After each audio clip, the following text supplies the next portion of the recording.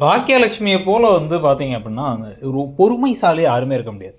ஆரம்பத்தில நம்ம வந்து முதுகெலும்பு இல்லன்னுலாம் சொல்லிட்டு இருந்தோம். ஆனா, இப்போ வந்து பார்த்தீங்க அப்படின்னா வந்து ஓவர் பொறுமை அவங்களுக்கு அதிகமாயிடுச்சு. இப்போ என்னன்னா, இந்த டான்ஸ் காம்படிஷன்ல டான்ஸ் ஆடுன எல்லாரையுமே பார்த்தோம். நம்ம பார்த்த 5 பேர்லயே வந்து பார்த்தீங்க அப்படின்னா, இனியாவ ஃபர்ஸ்ட் பிளேஸ்ன்னு குடுக்க முடியாது. ஆனா வந்து அங்க ஆடுன கிட்டத்தட்ட ஒரு 20, 30 பேர்ல இனியா தான் ஃபர்ஸ்ட் பிளேஸ்ல ஃபர்ஸ்ட் செலக்ட் ஆயிருக்காங்க அப்படிங்கிறதெல்லாம் கேலி கூத்து.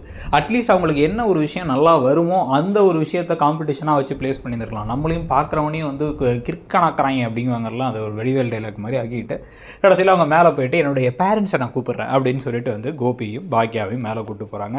கூட்டு போயிட்டு எங்கள் அப்பா எங்கள் அம்மா அவங்க தான் வந்து எனக்கு ஒரு கம்ப்ளீட்டாக வந்து ஒரு உறுதுணையாக இருந்தாங்க அப்படின்னு கண்ணெல்லாம் கலங்கி மாற்றி மாற்றி அவங்க முத்தம் கொடுக்குறதெல்லாம் டிவியில் போட்டு காமிச்சிடுறாங்க. ஸோ டிவியில் போட்டு காமிச்சு அதை வந்து இப்போ அது லைவ்லாம் இல்லை, முடிஞ்சதுக்கப்புறம் இங்கே வந்து போட்டு காமிக்கிறாங்க. அந்த சமயத்தில் வந்து பார்த்திங்கன்னா ஆனால் ரெக்கார்டிங் முடிச்சு டபடபடன்னு எடிட் பண்ணி அப்படியே போட்டு காமிச்சிட்டாங்க. உடனே வந்து பார்த்திங்கன்னா அதை பார்த்து முடிக்கும் பொழுதே கதவை தட்டி யார் உள்ளே வரான்னு பார்த்தா இவங்க வீட்டுக்கு கோபி தான் வராருன்னு பார்த்தா பாக்கியா வராங்க.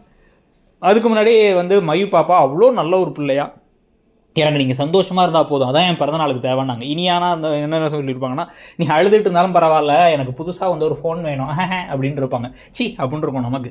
ஸோ இப்போ இந்த சமயத்தில் தான் வந்து பார்த்தீங்க அப்படின்னா வந்து இப்போ ராதிகா ஒரு கேள்வி கேட்குறாங்க. நீங்கள் இவ்வளோ பாசமாக இருக்கீங்க, மையோட பர்த்டேக்காக இங்கே வரீங்க, ஆனால் 2 பேரும் கணவன் மனைவியாக தானே சுற்றுற மாதிரி சுற்றுறீங்க, உங்களுக்கு என்ன தான் மனசில் இருக்குது அப்படின்னா, அது இனியா கூப்பிட்டதுனால போனேன், எனக்கு அந்த ஆள் கூட சேரணுங்கிற எண்ணம் துளி அளவும் கிடையாது அப்படிங்கிறத ஸ்ட்ராங்காக சொல்லிடுறாங்க. இதுக்கு நடுவில் கோபிநாத் வந்து நான் போய் மையோட பர்த்டேக்கு போகிறேன்னா நம்மலாம் ஒன்றா சேர்ந்து சாப்பிட்லான்னு நினச்சேன் அப்படிங்கிறாங்க இனியா.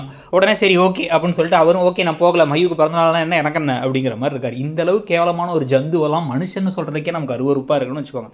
இதை பார்த்தும் பாக்கி அமைதியாக இருக்காங்க, கோவப்படாமல். நீங்கள் என்ன நினைக்கிறீங்கிறத சொல்லுங்கள்.